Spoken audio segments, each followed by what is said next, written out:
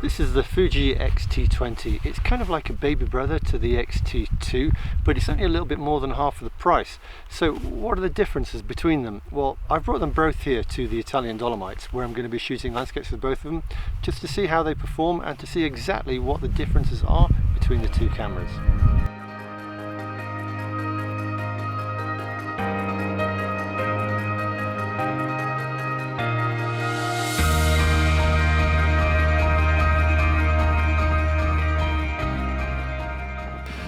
So the first thing, and the most obvious thing that you notice, is the size. The X-T20 is quite a bit smaller than the X-T2, which has got both good aspects and bad aspects, depending on what you want to use it for. Now the great thing about it is that it's just such a small, compact little thing. Now I've got it here with the 18mm f.2 lens, and it's just a tiny little thing. It's very easy to carry around with you everywhere.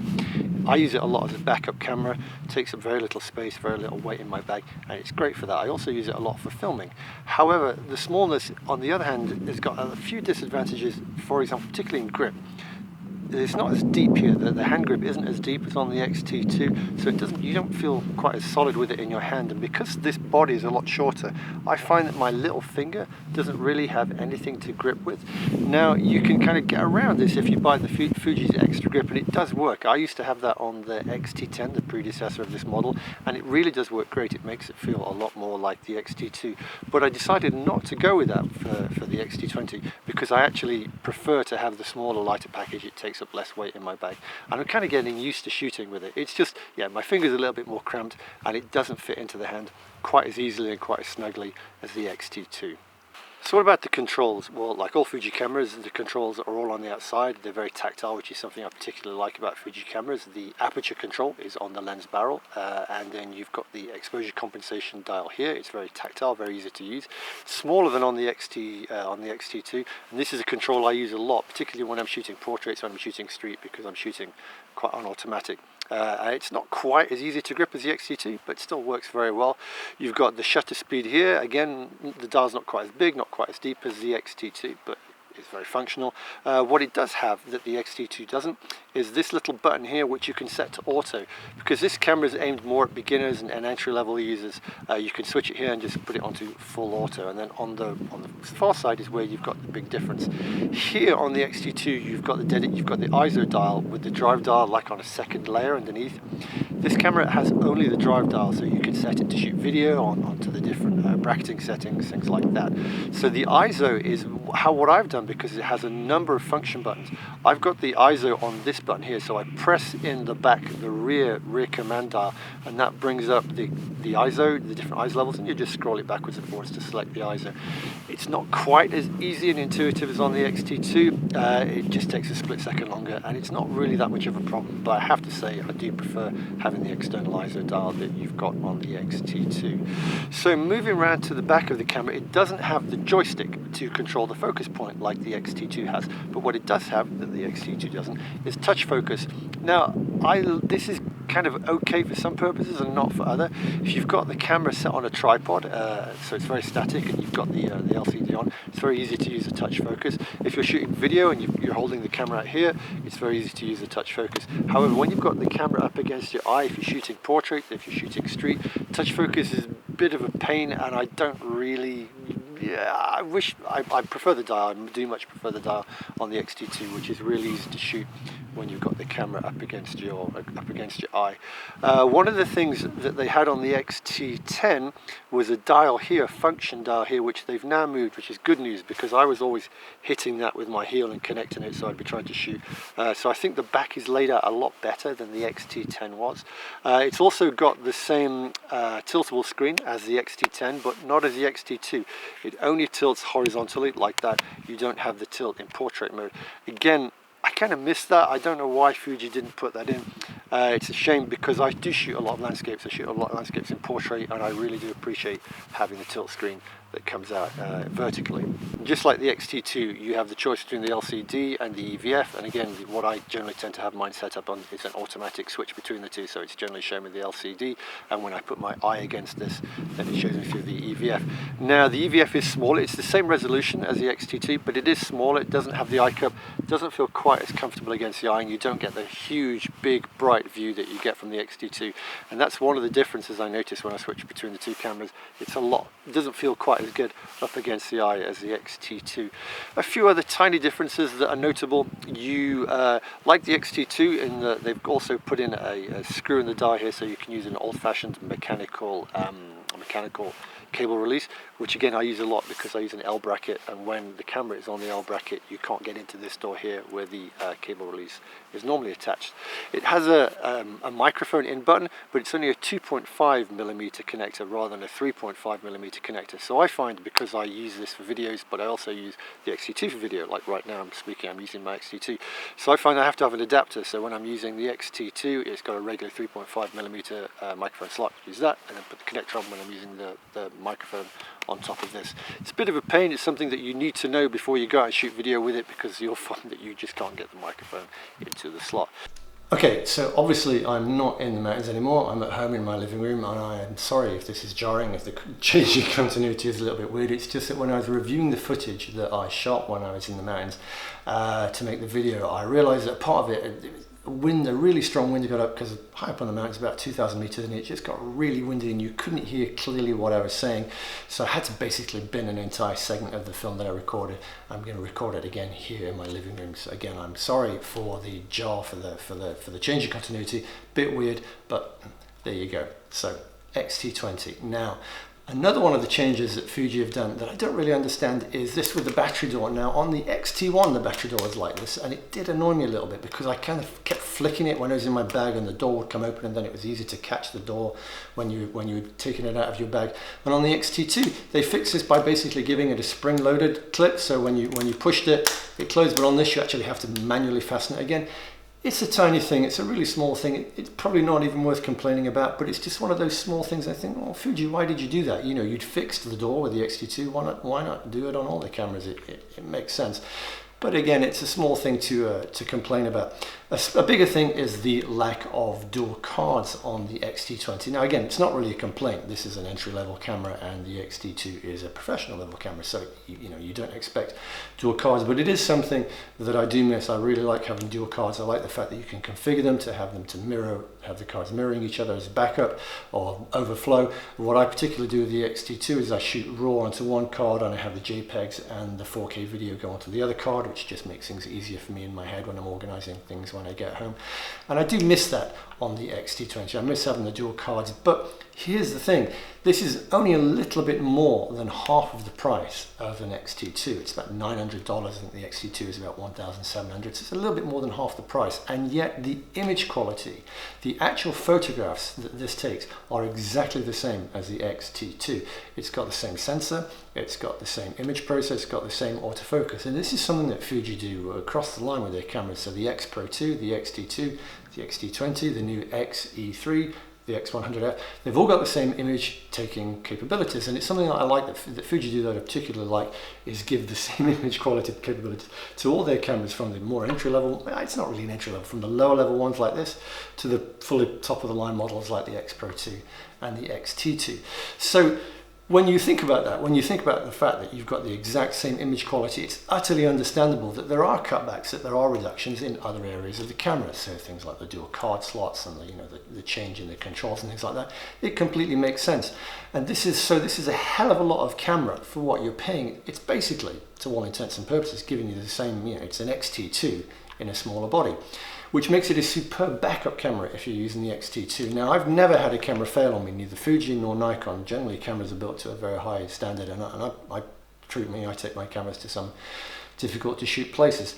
But just on the night before when I was recording the video, I had an issue when I was up on the mountaintop shooting, and I noticed that there was a lot of sensor dust on the X-T2. I'd been changing lenses, it was very windy, and some smears had got on the sensor, and I could see on the screen on the back.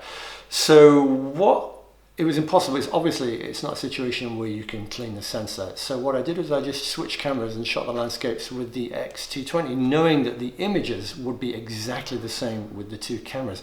Now the X-T2, I prefer to use it. I like the larger form factor. It feels better on a tripod. But in a pinch, it's great to have this as a backup. It weighs 380 grams in my backpack. You don't notice it's there, and it's just great to be able to know, I can't use this, so I can use this. On other occasions, when I was in the Dolomites, where I had the camera set up on a tripod, I really liked my composition, I was shooting a time lapse, but there's a fantastic scene over there. Having a second camera where I could put a telephoto lens and put it on a small tabletop tripod, this is the image here that I shot, really gives you another option. It means that you can shoot almost with two cameras at the same time. Now, it's very rare that I need to do that when I'm shooting landscapes, but there have been occasions, and it just makes it easier rather than basically taking one camera, camera off, completely changing the composition, bolting on a different lens, shooting a different scene. It's nice to have two cameras, basically.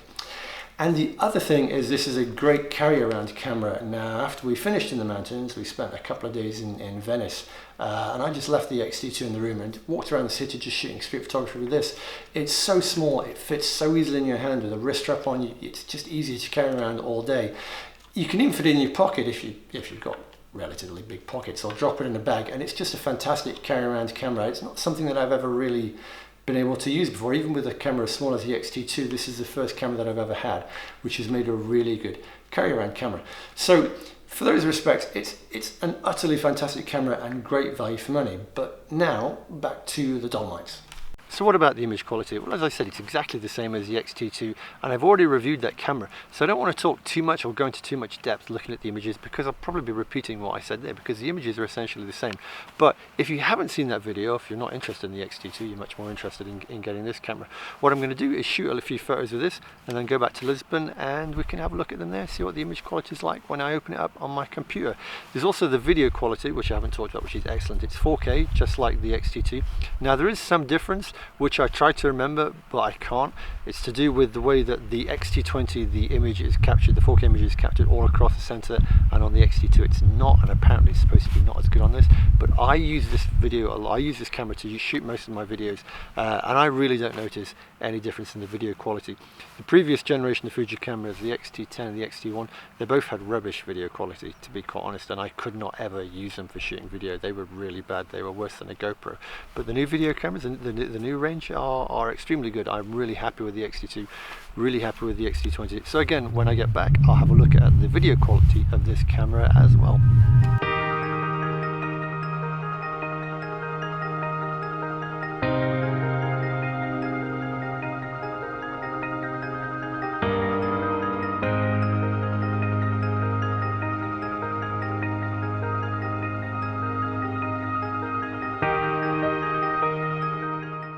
So let's just have a very quick look at the image quality on the X-T20. So this is a shot that I took handheld in Venice. It's with the 18mm prime lens, which certainly isn't one of Fuji's best lenses. But you can see here's I think there's a really pleasing color rendition, and despite the fact that it's handheld, it really is quite a lot of detail. And if we zoom in to 100%, you can see the lettering on the bridge down here and the detailing on his hat. We can even zoom in to 200% when you're going to start to see the deficiencies of the camera, but it still looks quite nice. You know, the detail on the plant here, again on the bridge, it's very nice. There's a lot of detail being resolved. The color rendition is very nice, and if we look over here in the shadows where it's dark, now I don't actually think you need to pull the shadow detail out, because I'm happy with it being dark. But if we did push it out a little bit, you can see here that there's right up to 100, there's very little noise, there's quite a lot of contrast. The color rendition is still quite nice. We're right into the corner of the lens here, so there's obviously some softness and deformation, because as I say, it's not Fuji's best lens by a long stretch. It's just a lens that I use a lot because it's very small and easy to carry around. But that looks really nice, and you can see that we can pull the highlights were blowing a little bit, and there's sort of plenty of latitude to bring them down. So the dynamic range on the camera is really quite good. Let's have a look at another one. This is a landscape image. Now, I don't have that many wide angle landscapes that I took with the X-T20, because I was principally using the X-T2. But I took this one when the X-T2 had sensor noise on it, so I switched to shooting the X-T20. The big blown out highlight here is the moon which came up. And it's certainly not a great landscape shot, but I'm just using it for this example to give you an idea of the detail rendition. So if we can zoom in to 200%, and you can see that this, really some nice detail rendition on the rock peaks there. The color rendition is nice. This is about an hour after the sun's gone down. There was this lovely alpenglow sort of being painted onto the rocks. It really was a spectacular scene, but that's not a great photo. And here is a telephoto shot that I did with the X-T20. Now, this one's notable because I was using the X-T2 to shoot a long exposure in one direction when I noticed the scene off to my side. So then it's nice to have a backup camera which I could use as a second camera by attaching the 55 to 200 telephoto and shooting in a different direction without having to remove the X-T2 from the tripod or the shot that it was doing. So again, this is a completely unprocessed raw file. This is straight out of the camera, and now it was very windy, and the camera, to get the shot, I didn't have a second tripod, so I basically had the camera laying on my camera bag, and I increased the ISO to 800 just to get me a faster shutter exposure because it was incredibly windy. So there is a little bit of noise you can see here in the back, but even so, that's at 200%. If we just zoom out to 100%, this is a really, considering the conditions it was taken, it's a very sharp, very acceptable image, and sort of a nice thing to be able to have with a secondary or a backup camera. And then finally, just to look at dynamic range, this is actually a panorama that I've stitched together, but it hasn't really been processed yet. I was just in the process of seeing what I could do there. It gives you an idea of the dynamic range of the camera, of how it deals with very bright highlights. This is a wonderful scene. The light really was just about 45 minutes before the sunset, really streaming through the mountains, and you can see here the level of detail in the village that it's rendered, and there's a really sort of pleasing contrast between the way that it's dealing with the highlights, the way that the highlights blend into the regular exposure. It's really nicely dealt with, and also the shadow, the contrast here, the color is very good. So that's really it for image quality. As I said, the images on the X-T20 are exactly the same as the X-T2. So if you want to know more, if you want to see more images, check out the review I did of that camera. So which one should you get, X-T20 or X-T2? Well, it depends entirely on what you need the camera for and what you want from your photography. Now, me personally, I prefer the X-T2 as a landscape photographer. I much prefer the sturdier build, the more rigid construction. I like the bigger dials, I like the bigger EVF, and things like the dual card slots. But if you don't need those professional features, this is a fantastic camera with exactly the same image quality as the X-T2. It's a great all-around camera. It's got the wonderful tactile controls that you get on all Fuji cameras, and it's just a pleasure to use. And it's only a little bit more than half price, so it's fantastic value. So basically, whichever way you go, you can't really go wrong. They're both great cameras, and I think that's about everything. So once again, I hope it's been useful. Thanks for watching, and take care.